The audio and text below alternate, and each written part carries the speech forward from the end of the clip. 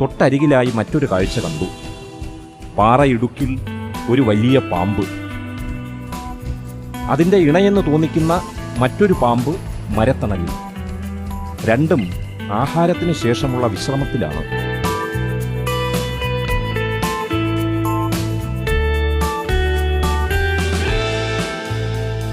മറ്റൊരാൾ ഇതൊന്നും അറിഞ്ഞില്ലെന്ന ഭാവത്തിൽ മരച്ചില്ലയുടെ മുകളിൽ ചുറ്റിപ്പിടിച്ച് സുഖനിദ്രയിലാണ്.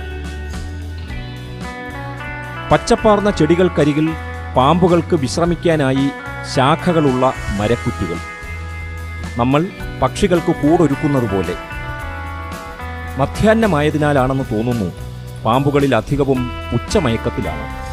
ശാന്തമായി ഒഴുകുന്ന നീർച്ചോലയ്ക്കടുത്തും ചില ഉരക രാജാക്കന്മാർ വിശ്രമിക്കുന്നുണ്ട്. അവയ്ക്ക് കുളിരേകി ഒരു തെളിനീരുറവ അവിടെ പതിക്കുന്നുണ്ട്.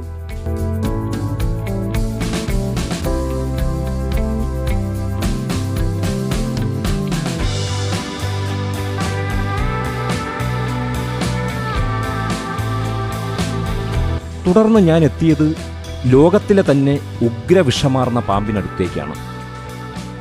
കാഴ്ചയിൽ വലിയ വമ്പനെങ്കിലും അവൻ്റെ ഇഴഞ്ഞു നീക്കം ആരിലും ആദ്യം ഒരമ്പരപ്പ് സൃഷ്ടിക്കും. കറുത്ത ശരീരത്തിലെ തിളങ്ങുന്ന കണ്ണുകൾ, അവയ്ക്ക് ആരെയോ തിരയുന്ന ഭാവം. ശൽക്കങ്ങൾ പാറയിൽ ഉരസി പത്തി ഇടയ്ക്കിടയ്ക്ക് പുറത്തേക്ക് നീട്ടിയുള്ള അവൻ്റെ വരവ് കണ്ടപ്പോൾ കൂട്ടിനകത്താണെങ്കിലും എനിക്ക് ചെറിയ പേടിയായി തുടങ്ങി. ഗ്ലാസിൻ്റെ ചെറുപ്പുണ്ടെങ്കിലും ഒരു പിഞ്ചു കുഞ്ഞ് പാമ്പിനെ വളരെ അടുത്തു നിന്ന് ഒട്ടും ഭയമില്ലാതെ നോക്കിക്കാണുന്നത് കണ്ടപ്പോൾ എനിക്ക് അതിശയം തോന്നി. കരിമ്പടം ധരിച്ച് ഇഴഞ്ഞിഴഞ്ഞ് പാമ്പ് പാറയിടുക്കിലെ മാളത്തിൽ നിന്നും ഏതാണ്ട് പൂർണ്ണമായി പുറത്തു വന്നു.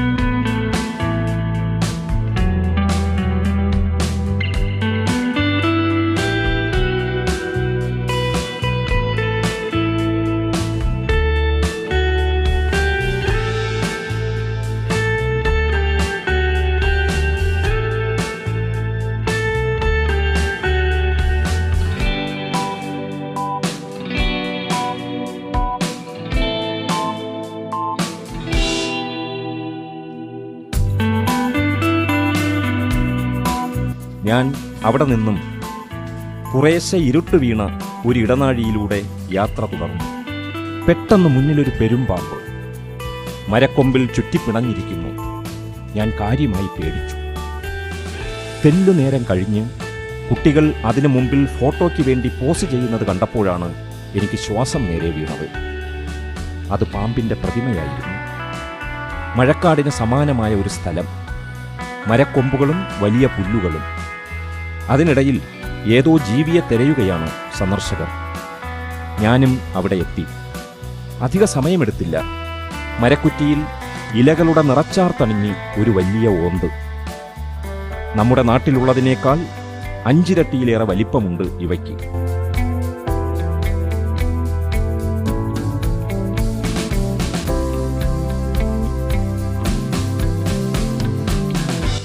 ഓന്തിനെപ്പോലെ നിറം മാറുന്നവൻ എന്നൊരു പഴഞ്ചൊല്ല് ഇന്നാട്ടിലുണ്ടോ എന്നെനിക്കറിയില്ല. പക്ഷേ ഓന്തിൻ്റെ ഈ പ്രത്യേകത അറിയാവുന്ന സന്ദർശകർ അവനെ കാണാൻ തിരക്കുകൂട്ടുന്നുണ്ടായിരുന്നു. ഞാനും എൻ്റെ ക്യാമറ അവന് നേരെ ഫോക്കസ് ചെയ്തു.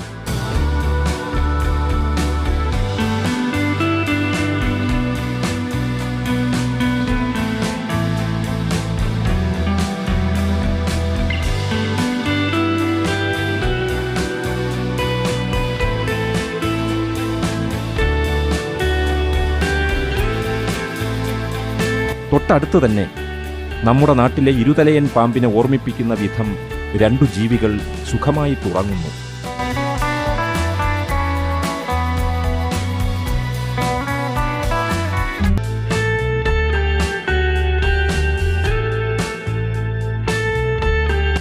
ഒന്നുകൂടി ഞാൻ നേരത്തെ കണ്ട പഴയ ഓന്തിനെ ശ്രദ്ധിച്ചു.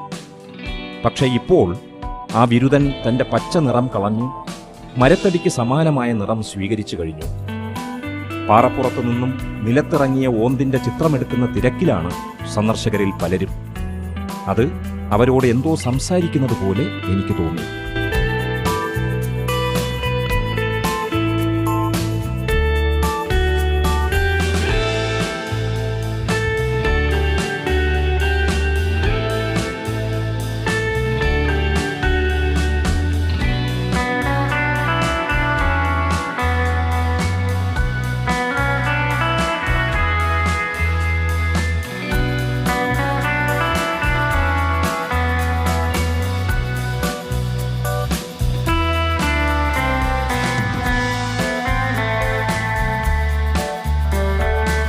പെട്ടെന്നാണ് ഞങ്ങളെ ഞെട്ടിപ്പിച്ചുകൊണ്ട് ഉറുമ്പ് തീഞ്ഞിയുടെ കുടുംബക്കാരൻ അവിടെ എത്തിയത്.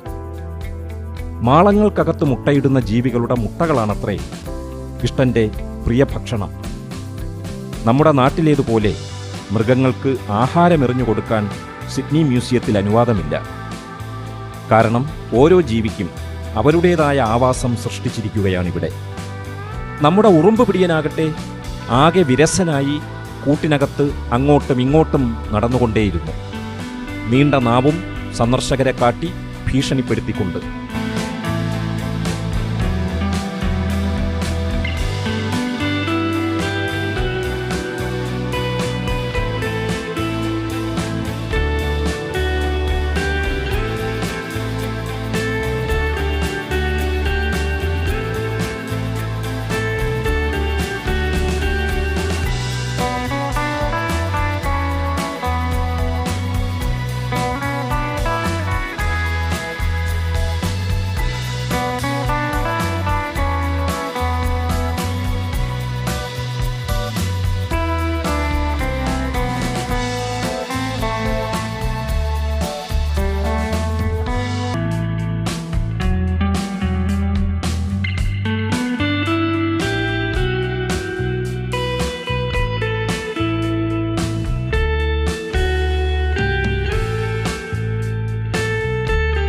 നീർച്ചാലിനരികിലായി ഒരു നീർക്കാക്ക.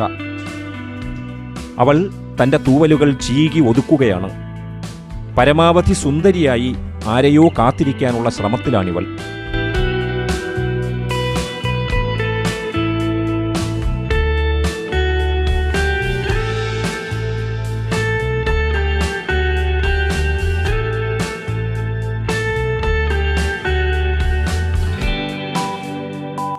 തൂവലുകൾ ചീകി മിനുക്കുന്ന കടൽ പക്ഷിയെ കണ്ട് വളഞ്ഞു പുളഞ്ഞ വഴികളിലൂടെ മുന്നോട്ടു നീങ്ങിയ ഞാൻ വീണ്ടും എത്തിയത് ഒരു വെള്ളച്ചാട്ടത്തിനു മുന്നിൽ. പക്ഷേ ഇവിടത്തെ വെള്ളച്ചാട്ടം നേരത്തെ കണ്ടതിലും വളരെ വലുതാണ്. വെള്ളം വീഴുന്നതും ഏറെ മുകളിൽ നിന്ന് ചിന്നിച്ചിതറി കളകള ശബ്ദം പൊഴിച്ച് അവ ചിതറി തെറിക്കുന്ന കാഴ്ച സന്ദർശകന്റെ കണ്ണിന് ഇമ്പം പകരും എന്ന കാര്യത്തിൽ സംശയമില്ല.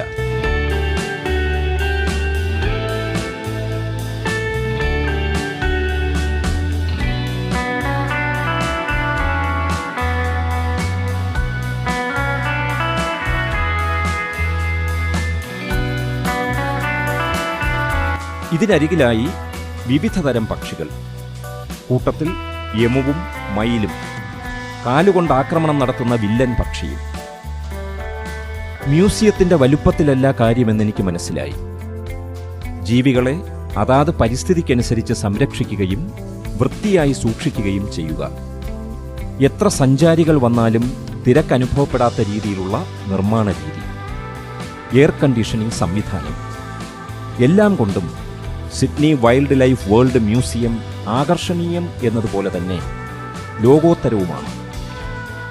അതുകൊണ്ട് തന്നെ സിഡ്നിയിലെത്തുന്നവർ സിഡ്നി വൈൽഡ് ലൈഫ് മ്യൂസിയവും കാണുവാൻ വേണ്ടി വരുന്നു.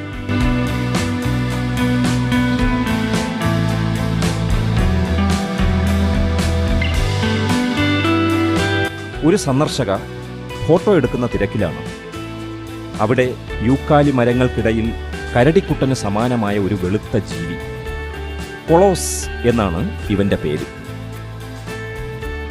യൂക്കാലി മരത്തിന്റെ ഇലകൾ മാത്രമാണത്രേ ഇവന്റെ ഭക്ഷണം. മ്യൂസിയത്തിനുള്ളിലൂടെയായിരുന്നു ഞങ്ങളുടെ യാത്രയെങ്കിലും ഏതോ ഒരു കാട്ടിലൂടെയാണ് ഞങ്ങൾ സഞ്ചരിക്കുന്നത് എന്ന് തോന്നിക്കൊണ്ടേയിരുന്നു. തൊട്ടടുത്ത മുറിയിൽ എന്നെ സ്വീകരിച്ചത് നാണയക്കിലുക്കമാണ്. ഒരു പ്രത്യേക സ്ഥലത്ത് ഇടുന്ന നാണയത്തുട്ടുകൾ പല പാത്രങ്ങളിൽ തട്ടി പല ശബ്ദങ്ങൾ കേൾപ്പിച്ച് താഴെ വീഴുന്നു. സന്ദർശകരിൽ ഒരാൾ വളരെ താൽപ്പര്യത്തോടെ നാണയമിടുന്നു. ഞാനും ഒരു കോയിൻ അതിലിട്ടു. സന്ദർശകർക്ക് സന്തോഷം, അധികാരികൾക്ക് വരുമാനവും. അങ്ങനെ പലരും ഇടുന്ന നാണയങ്ങളുടെ കൂമ്പാരവും ഞാനവിടെ കണ്ടു.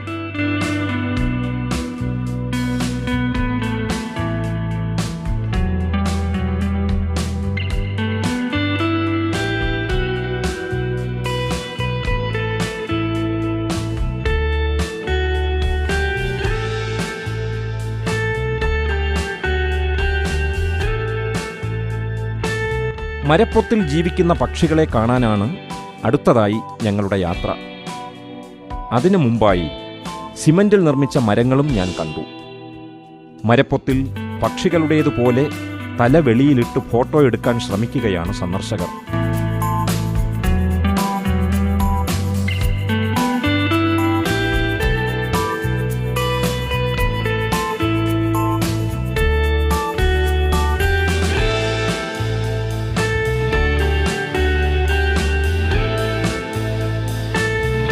ഓരോരുത്തരുടെ കൗതുകങ്ങൾ ഓരോ തരത്തിലാണല്ലോ. അവിടെ നിന്നും ഞാൻ ചെന്നിറങ്ങിയത് പാവകളുടെ ലോകത്തേക്കാണ്. മ്യൂസിയത്തിൽ കണ്ട എല്ലാ ജീവികളുടെയും പാവകൾ ഇവിടെ വിൽപ്പനയ്ക്ക് വെച്ചിട്ടുണ്ട്.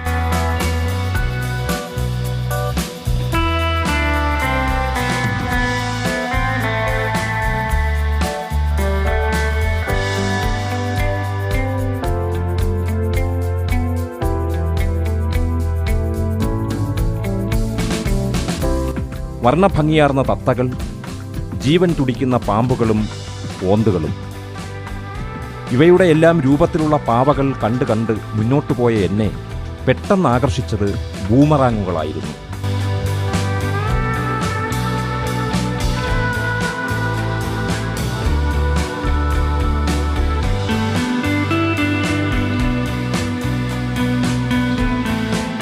ഒരു കൊച്ചു പെൺകുട്ടി ചെറുതും വലുതുമായ ബൂമറാങ്ങുകൾ എടുത്ത് കൗതുകത്തോടെ തിരിച്ചും മറിച്ചും നോക്കുകയാണ്. ടറോ കാസു എന്നറിയപ്പെടുന്ന ഈ മ്യൂസിയം പുതുക്കിപ്പണിയലുകളും മാറ്റങ്ങളും വരുത്തിയതിനു ശേഷം 2006 ഓഗസ്റ്റ് മാസത്തിലാണ് സന്ദർശകർക്കായി വീണ്ടും തുറന്നുകൊടുത്തത്. ടറോ കാസു എന്ന പഴയ പേര് മാറി സിഡ്നി വൈൽഡ് ലൈഫ് വേൾഡ് എന്നായി ഇപ്പോൾ. മ്യൂസിയത്തിൻ്റെ വലിപ്പത്തിലല്ല കാര്യം എന്നെനിക്ക് മനസ്സിലായി. ജീവികളെ അതാത് പരിസ്ഥിതിക്കനുസരിച്ച് സംരക്ഷിക്കുകയും വൃത്തിയായി സൂക്ഷിക്കുകയും ചെയ്യുക. എത്ര സഞ്ചാരികൾ വന്നാലും തിരക്കനുഭവപ്പെടാത്ത രീതിയിലുള്ള നിർമ്മാണ രീതി. സഞ്ചാരികൾക്ക് ദാഹവും ക്ഷീണവും അകറ്റാനുള്ള കോഫി ക്ലബ്ബ് മ്യൂസിയത്തിനകത്ത് തന്നെയുണ്ട്. ഞാനും കോഫി ക്ലബ്ബിൽ കയറി എരിവും ചൂടുമാർന്ന ഒരു കപ്പ് കോഫി ഓർഡർ ചെയ്തു. ജാവൻ സ്റ്റുവർട്ട് എന്ന വെയിറ്റർ വളരെ ഭംഗിയായി ഗ്ലാസ് മറ്റൊരു പാത്രം കൊണ്ട് അടച്ച് എനിക്ക് ചൂട് കോഫി തന്നു. അത് കഴിച്ച് ക്ഷീണമകറ്റാനായി അല്പസമയം ഞാനും അവിടെ ഇരുന്നു.